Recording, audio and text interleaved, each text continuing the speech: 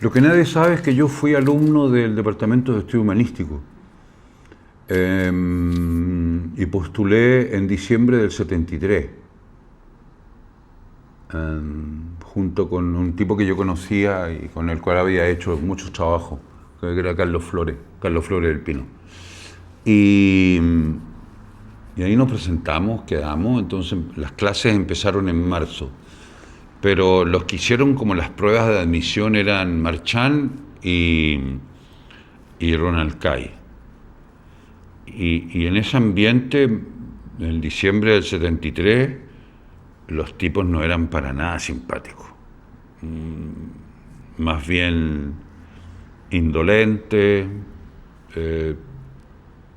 muy desagradable. Yo decía, qué curioso, ¿por qué tienen que ser tan pesados si son tan importantes? Entonces, no le di tampoco importancia. Y en marzo, efectivamente lo vi cuando empezaban las clases. Yo tenía un curso con Pato Marchand y veíamos cruzar a Ronald, que hacía un curso, creo que sobre Jonathan Swift. Y nada, una cosa así, qué bien, mira, qué curioso. Y yo después entonces no fui nunca más a clase porque me fui a Francia. Entonces, claro, no me aparecí nunca más. Y ahí quedó el Departamento de Estudio Humanístico después de haber asistido varios meses a clase. Yo me fui en junio. Y regresé de mis estudios en 1979, por ahí. Y por una razón totalmente familiar, me tocó conocer un diseñador en la casa de una persona en Vitacura y me dice, sí, yo soy diseñador y trabajo en la revista Cal. La revista Cal, dije. Entonces yo, como había estudiado en Francia, dije, revista Cal. Y me pasó unos números. Y yo dije, mira, me encontraba yo con gente que escribía cosas que me interesaban. Y ahí empecé entonces a leer la revista y ahí encontré mi primer artículo y dije, este es un texto de Ronald Kay que yo conocí y era 2 páginas que le habían impreso sobre su ponencia en Buenos Aires. Claro, y me interesó de inmediato y las páginas de revista Cal hablaban ya de señales para una mirada americana. Y ahí me interesó muchísimo y empecé a leerlo de inmediato. Entonces cuando supe que iba a editar un libro, entonces fui. ¿Y por qué supe? Porque Juan Dittborn, que había sido compañero mío en filosofía en la Católica, y ahí Juan me dice, mi hermano, Eugenio, que es artista, tiene esta exposición el 30 de noviembre del 80, y se van a presentar unos libros donde uno es Ronald Kay. Dije, voy a ir, claro, de todas maneras, pero era un poco por el compromiso con Juan, que me insistía en que fuese a conocer la obra de su hermano. Entonces dije, perfecto. Entonces asisto yo a esa inauguración, ¿no? Y era la presentación del espacio de acá y de Cuerpo Correccional, de Richard, y por lo tanto asistí al discurso de Patricio Marchand, el discurso contra los ingleses. Creo que adquirí el libro o me lo regalaron al tiro, qué sé yo, no sé. Y ahí ahí conocí a Eugenio. Y me quedé a encontrar después con Eugenio y de ahí empezamos a conversar. Ya.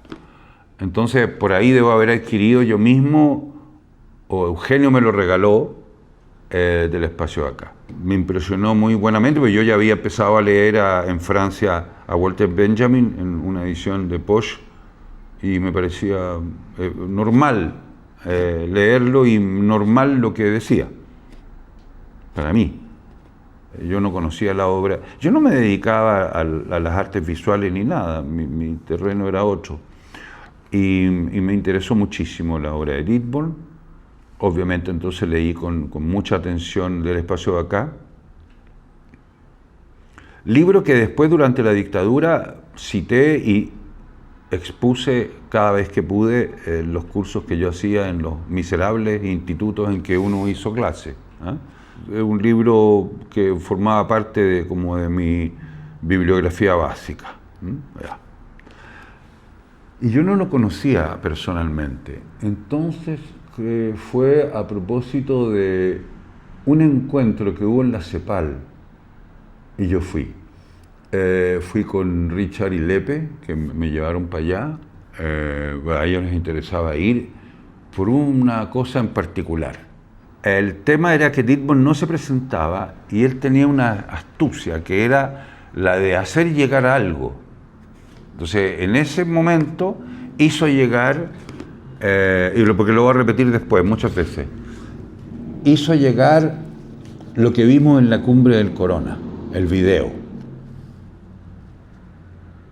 que en términos formales a mí me pareció espectacular. Entonces ya, tenía ese atributo especial.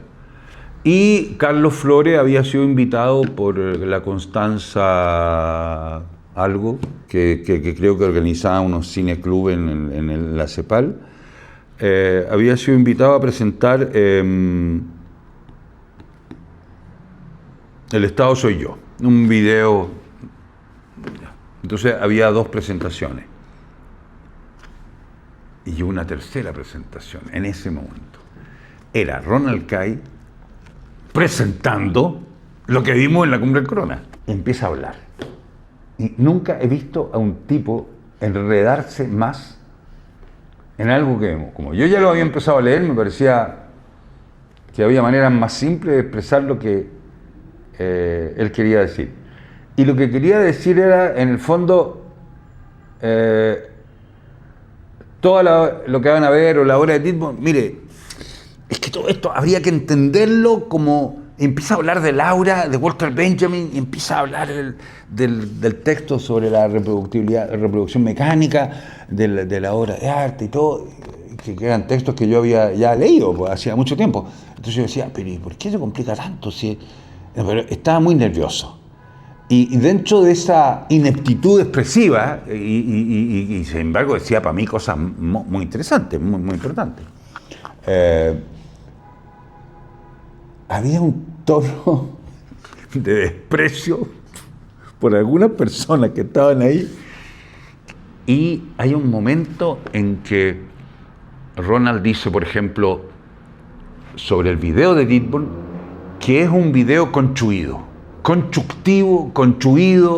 y que efectivamente, cada opción está, el hecho, por ejemplo, de que sea leído por Maruja Cifuentes, que es la reina del radioteatro, que nunca está en cámara, y aquí aparece en cámara. Entonces, y los micrófonos están exhibidos como marco, unos micrófonos antiguos, radiofónicos, como marco de, si uno ve el fotograma, el encuadre de esa, porque es fijo, entonces aparece la ortopedia fonográfica, radiofónica más bien, y ella lee, como actriz de radioteatro, lee un texto del VEA sobre el crash del avión del DC-3 en Lo Valdés.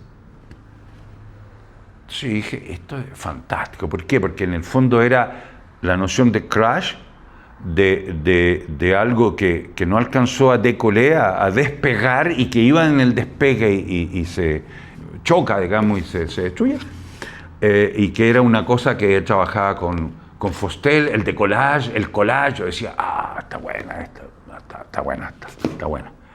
Y Maruja Cifuentes hablando con un tono de yo gran admirador del radioteatro, caché esos códigos, y ella leía, y preferimos callar, y ella leía en un tono. Era una historia fantástica, y relataba el viaje de un periodista, que es el que hace la nota, al lugar del accidente, y él llega al lomo de mula y llega al lugar del accidente y ve todos los despojos y describe. Perfecto. Toda la obra de Dittborn está ahí, todo. Y entonces ellos dicen, esto es una puesta en escena. En cambio, las cosas que ustedes hacen de video, ustedes registran acciones. Una cosa así, es una cosa, y yo estoy completamente de acuerdo con él. Y entra la furia de Zurita, que grita y dice, ¿Acaso nosotros hacemos bolitas de dulce? O sea, el tono del debate era rasca, estúpido, gritón, la Pequina Errázuriz gritándole a Kai por las imágenes, diciendo, ahí hay imágenes, hay personas que van a sufrir, que van a ver a sus deudos, unos argumentos morales, todo, pero estaban todos muy picados por el hallazgo, por la exactitud de la obra, de Didbon y todo lo que... Yo encontré que era, me parece.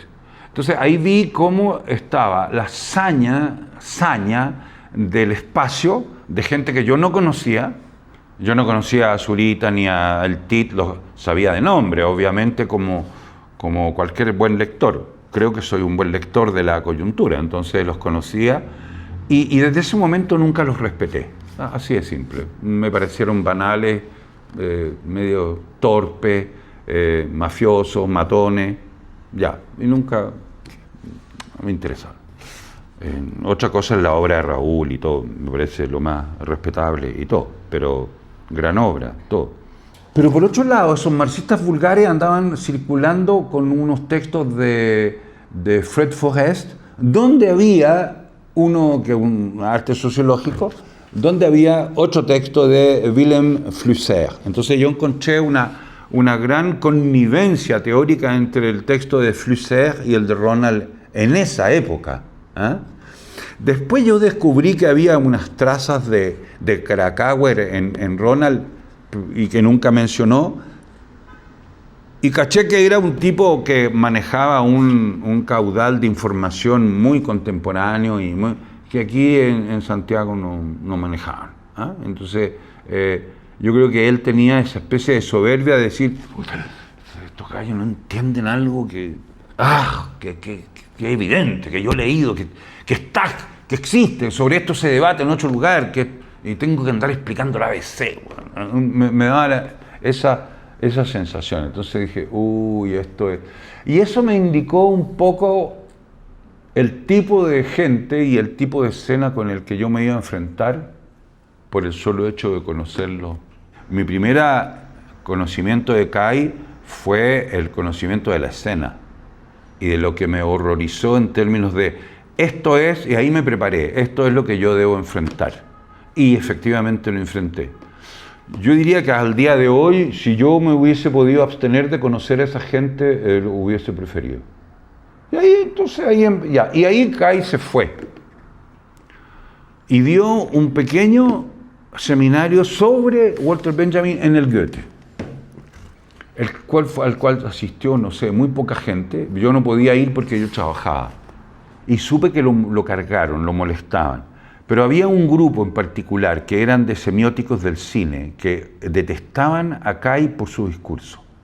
Entonces era un discurso detestado desde el marxismo vulgar, pero también desde el estructuralismo chilensis.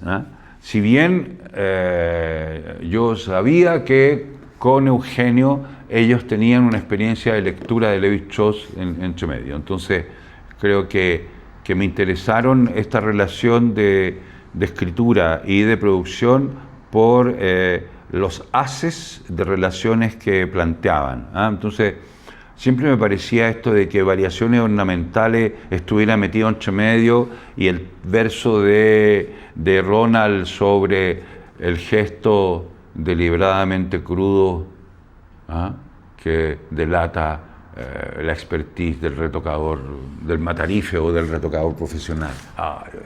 Y el rosado, El rosado sobre todo porque uno sabía que hay dos partes del cuerpo que son rosados nacarados, que es el umbral de la vagina y la encía. Total, bueno, ¿qué más? Y la carne desollada. Entonces siempre me preocupaba pictóricamente la cuestión de la carne desollada. Y la última vez que lo vi en mi vida fue en San Antonio, a propósito de un asunto muy interesante, porque era un conversatorio en un lugar de una mujer de San Antonio que quería recuperar el barrio Puerto a partir de una relectura de La Negra Esther y convertir al viejo Parra en un héroe local. Y ahí Boris Kuercha, por ejemplo, recitó un pedazo de la Negra Esther, y sobre todo la parte en que la escritura se come las últimas sílabas. ¿Eh? Fantástico y todo. Y ahí Ronald explica su interés por la poesía popular chilena. La fascinación por una estructura de trabajo lingüístico arcaico, como la 10ª Espinela, y todo lo que daba a trabajar. Ya sea, entonces ahí hablábamos mucho del Gavilán, de Violeta Parra, como un momento muy particular en la producción de Violeta Parra. O sea, él sabía mucho de eso. Y eran las mejores conversaciones con Ronald Kay sobre eso, sobre estructuras. Y siempre nos reímos de la entrevista que le hizo Mario Céspedes en la radio de la Universidad de Concepción en 1962 a Violeta Parra, donde le pide que hable del Gavilán. Y con una voz de locutor comunista bien portado le dice: bueno, he sabido, Violeta, que usted se ha dedicado a la música docta. Y ella dice: sí, efectivamente, estoy haciendo. Y empieza a explicar, y yo digo: pero si esta tipa, digo, está hablando de la tragedia griega, con todos los personajes chilenos. Todo. Y eso, ¿por qué te lo mencioné? Porque Ronald hacía eso. Si no, no te explicas por qué él pone siempre una fotografía de una ruina griega en la edición de otra edición, o en otra. Y juntar la Violeta con Roberto Parra, entonces era evidente.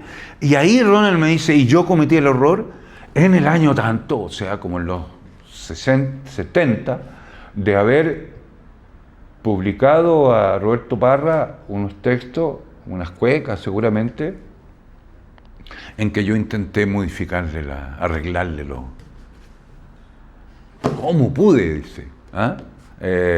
Claro. Te lo comento porque son elementos que no son para nada banales en el asunto. Y él habla de eso, y habla muy bien de las estructuras y de la importancia de Roberto Parra. Entonces era otra lectura, quizás no era la lectura que los mismos teatristas chilenos le han favorecido. Como de una poesía marginal. Al contrario, quizá yo encontraba ahí lo más oficial en términos de lengua y en términos de poesía chilena, y la relación estructural entre la oralidad de Nicanor, traspasada, y la oralidad de Roberto y de Violeta. Entonces, más que los personajes, era cómo se desplazaba la lengua de un soporte a otro, si cada sujeto es un soporte. Y eso lo trabajaba muy bien Ronald. Entonces, en esas cosas era más bien que nos encontrábamos así más ricamente. Y uno decía: claro, bien, po. ¿Qué más? Eso. Y después no lo vi más. Se enfermó más. Yo estaba fuera de Santiago. Y después no lo vi. Entonces te indica yo cuando la primera vez que lo vi y la última vez que lo vi. Hay algo que una tercera documento, es que él me habla en un momento de una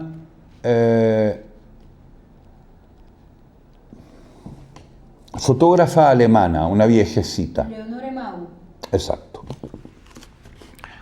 Que es la mujer del otro alemán que viene. Fichte. Ya. Pero no vamos a entrar en Fichte. Es Leonore, vieja, que va al noreste brasilero y hace las fotografías de las comunidades negras de una zona en particular. Entonces él me habla de eso y yo le digo: pero yo conozco una historia de eso. Porque yo conocía al director del Museo Afro Brasil, Emanuel Araújo, de São Paulo, que me había contado el rey del Dahomey pacta con los esclavistas y vende a una parte de su familia para sacársela de encima. Y los manda todos esclavos al Brasil. Entonces viene esclava un pedazo entero de la corte real del Dahomey. Y se fondea en el norte en el noreste de Brasil y se reproduce como un enclave. Y ahí están. Hasta que se descubre y se logra establecer las filiaciones y dicen, sí, efectivamente corresponde. A tal punto que hoy día los descendientes del rey del Dahomey, del Benin, hoy día, vienen y los reconocen y son primos, esclavos. Esa historia. Entonces yo le digo, sí, pues Ronald, eso es la historia de la cultura. Claro, me dice, porque la vieja, me habla de la claro. Entonces su interés por ese tipo de acontecimiento, ¿ves? El acontecimiento y uno diría, ay sí, la migración forzada, la esclavitud, el colonialismo. Y uno dice, ok, pero en términos materiales es alguien que es traído, se rompe una historia filial, se reproduce acá, y en esa reproducción, en enclave, se reproducen algo que acá ya desapareció hoy día, pero acá se mantuvo. Ya, pero eso es lo que Lévi-Strauss dice de Nueva York en el año 40. Entonces me dice, sí, pues, esa es la cultura. Entonces, se fascinaba y yo creo que nos entendíamos porque compartíamos como esos intereses, así de situaciones particulares.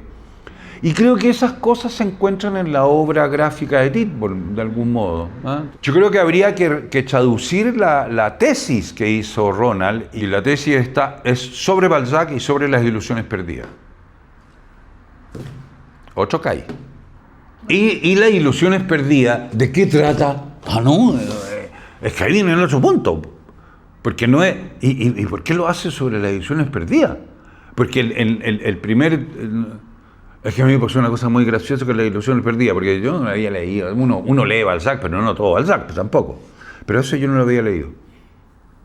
Y Roberto Merino me dice, no, es que está ahí hablando de tal cosa. No, eso es la imprenta. De ahí a leer, me dice las ilusiones perdidas, en tal parte, es un cuentito. Y yo digo, un cuentito, claro, lo leo. Y me encuentro con una cuestión así. Y claro, ¿de qué trata Balzac ahí? Bueno, de la imprenta, de la fabricación del papel, de las tecnologías, de la coyuntura francesa del año 1820-30.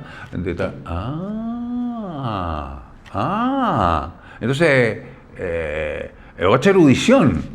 Es otra erudición porque en esa coyuntura se arma la noción del trapero. Perdón, el trapero de la historia, retomado por Benjamin después. Y creo que hace el trapero, busca trozos de tela en la basura parisina para la fabricación de papel. Y cada día es más complicado encontrar trozos de tela para moler y hacer pasta de papel.